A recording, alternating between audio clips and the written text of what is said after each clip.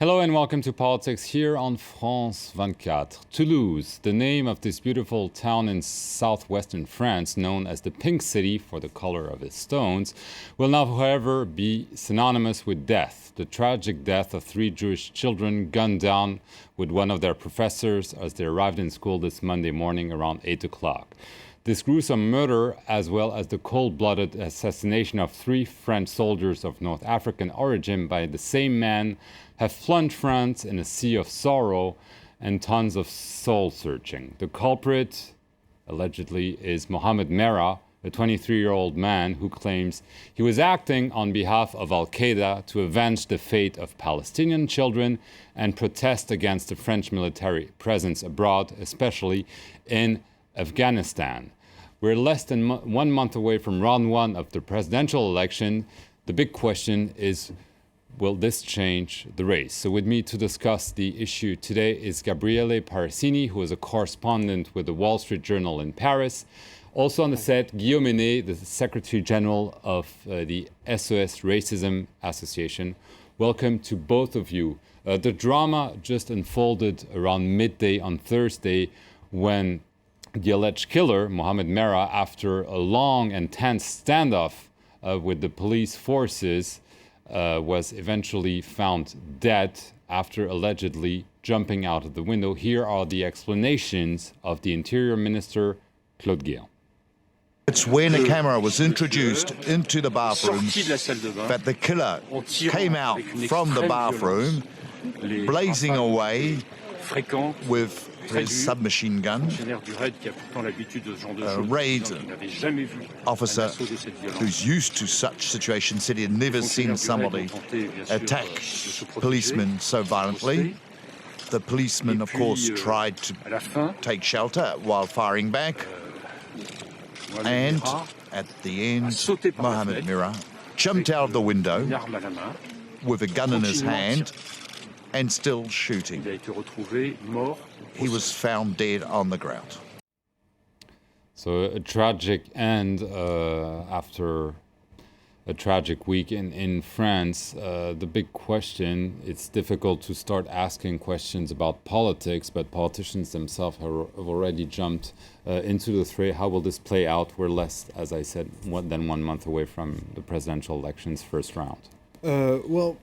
The first effect that this tragedy has had was to suspend the electoral campaign because both the big candidate Sarkozy and his opponent François Hollande, the socialist candidate, decided to stop campaigning for 2 days. Now, I think that as some commentators were saying this morning, there's going to be a before and an after Toulouse.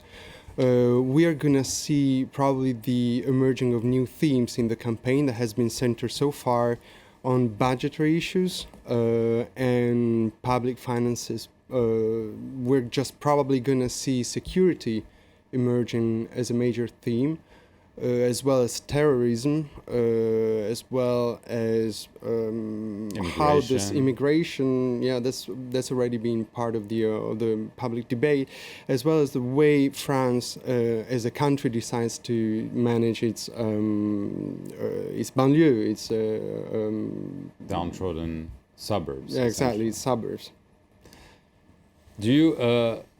How do you see this playing out? Let's just rewind, because this has been a fast-growing story. When the initial link was made between the killings of soldiers of North African origins, Jewish children, the speculation was that the culprit was a neo-Nazi or linked to neo-Nazi ideology. This is probably what people in your association felt about. Then a total turnaround.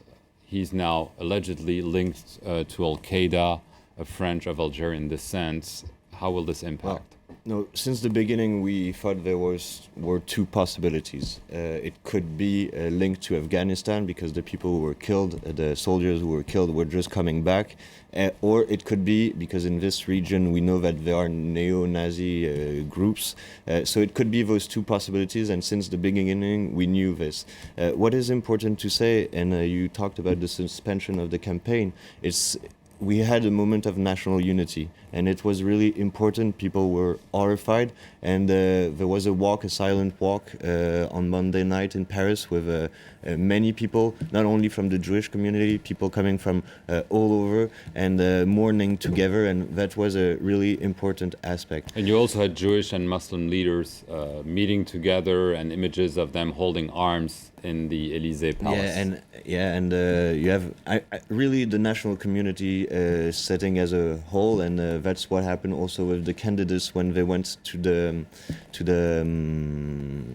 ceremony for the soldiers. So that is an important aspect. So now that the killer has been discovered, it of course changes a bit, and politics takes back on national unity, and we're starting to have polemics, and those polemics are of course fueled by the extreme right. Marine Le Pen today, she started yesterday morning talking about putting back death penalty, etc. So politics is taking back. Just to illustrate what you're saying, we're just going to listen to Marine Le Pen speaking Thursday morning on France Info radio.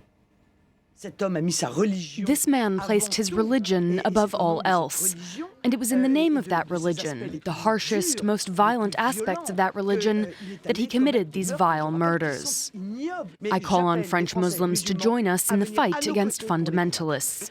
It's one thing to ask for there not to be a backlash against the wider Muslim community, but they also have to take up the fight in their neighborhoods, on our side, against Islamic fundamentalism. All good for her, it would seem.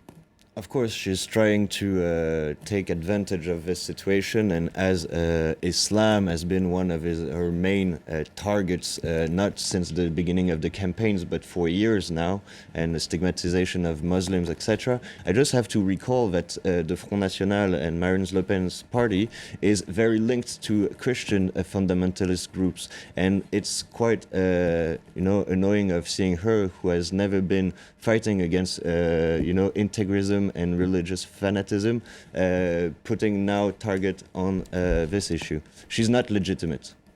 I understand your point. She might not be legitimate in your eyes, but she might look more legitimate in the eyes of some French who are thinking that, well, maybe she's right, Well, actually, let's not forget that Marine Le Pen's campaign has been stagnating for some time now. So she's really looking for a way to boost it again and she was probably very worried by the initial speculation that it was a neo-Nazi. Exactly. The initial speculation shed a bad light on her party when the first hypothesis came out of this person being a white supremacist or a neo-Nazi. Then when the real portrait of Mohamed Merah surfaced, it's been clear that Marine Le Pen has been trying to turn the situation to her political advantage. I don't know how good she's been at that.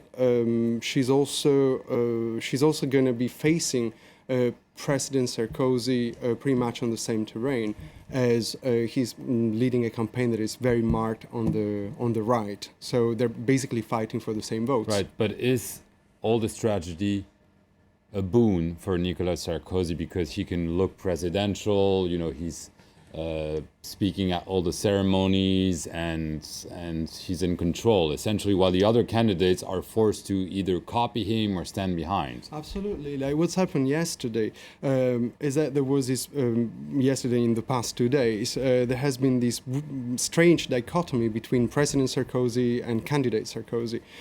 So we saw President Sarkozy holding all the speeches demanded by the occasion, presiding to a funeral, and keeping his stature as a president. We didn't see candidate Sarkozy because he had suspended the campaign, but we saw all the other candidates. We saw François Hollande, Marine Le Pen, François Bayrou, Eva Joly going down to Montauban for the funeral of the soldiers yesterday, and Sarkozy kept them waiting for an hour. Because the ceremony was running late, and obviously the ceremony couldn't start without him being there. So for as cynical a remark as this can be, but it's true that President Sarkozy actually scored a lot of points in the campaign. Do you share that assessment? Yeah, of course. I mean, he's for now the representative of the institutions, and in a moment like this, people turn back to the institution. But we're still 1 month ahead from the vote itself, and I mean there are many subjects which will come back, like unemployment, the debt crisis, etc. You think this will be forgotten quickly? That people will just move to something else? It won't be forgotten. We're waiting for the big discourse by the other candidate on those issues. I mean, they all have to speak about it, have this Republican moment, saying what's their analysis of those facts and what are the answers that can be brought. Because we're talking about a guy, the killer, who is a French citizen, who was brought in France, born in Toulouse, who went to French public school, and at one point there has been something in the Republic which didn't work, and that's also an issue which has to be addressed. One question that is going to be asked is whether something went wrong because Mohamed Merah was under surveillance from the French intelligence services because of past juvenile offenses, but more specifically because he made at least 2 trips to Afghanistan and Pakistan and was interrogated as recently as last November by the internal security services. And let's take a listen to what the foreign minister, Alain Juppé, had to say about this. It was on Europe 1 Thursday morning. The man behind these monstrous attacks was recently questioned by intelligence services. I understand that you could ask if that constitutes an intelligence failure. I don't know if there was a failure of some kind, and we need clarity about that. Alain Juppé seems to be preempting, maybe. Marine Le Pen, in addition to what she said earlier, said, nobody was watching properly this guy. Is this something you believe other candidates, maybe like François Hollande, will use to try to criticize the current administration? I think that all candidates will have to pay a lot of attention not to look too cynical in the eyes of voters. Because I think that would be considered something completely unacceptable because this tragedy is too big. It's like 7 people died. So it's difficult to think how someone could try and turn it into a boon for his own campaign. The one thing that I think needs to be pointed out is that, yes, there will probably be an inquiry in the secret services. They will check whether everything has been done to prevent this guy to kill the 4 people he killed at the Jewish school. However, what we're seeing here and what we'll be seeing in the coming weeks, I think, will be more of a soul searching, as you were saying earlier. This country is basically seeing a Frenchman, relatively young, just looking for an identity out of the identity that is being provided for him by the institutions and by the country itself. So I think that the shock is comparable to the kind of shock that the British lived through with the terrorist attack in London. I think there's something comparable to that. So the event, to answer your question, I think the event is very big and it will have to be digested.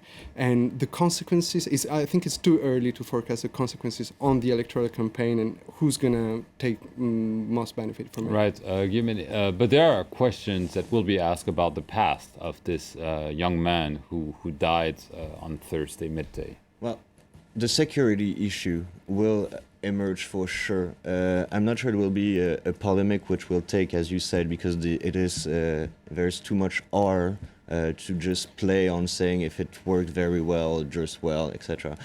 We have to say that there was, a common goal for all major political parties in France since Saint-Michel attacks in 1995 to have a very strong intelligence work on Islamist jihadist movements. So if there are failures, they wouldn't be imputable to Sarkozy, or they wouldn't be imputable to one or another.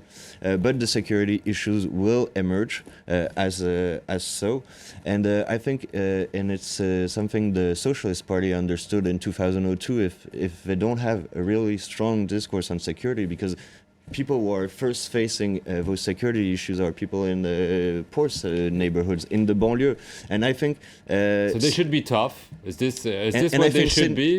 Should they copy the Conservatives? They have been tough. They won't copy the Conservative because the repressive policy in France is not really efficient. We've seen in the past 5 years violence against people grow up to 22%. So there has been failure in general policy, and that will be, I think, the main issue, more than saying if this the intelligence service did or did not work well enough on that issue. Do you agree that maybe the socialists will have to sound a little bit tougher than they would like on this issue, not to give any ground to Nicolas Sarkozy, who might see this as a game changer? Well, if it boils down to who's going to be more credible on security, I think that Sarkozy is going to win the battle, because ultimately he's made security he's one of his strongholds, and not just in the 2007 election, but even before, when he was interior minister.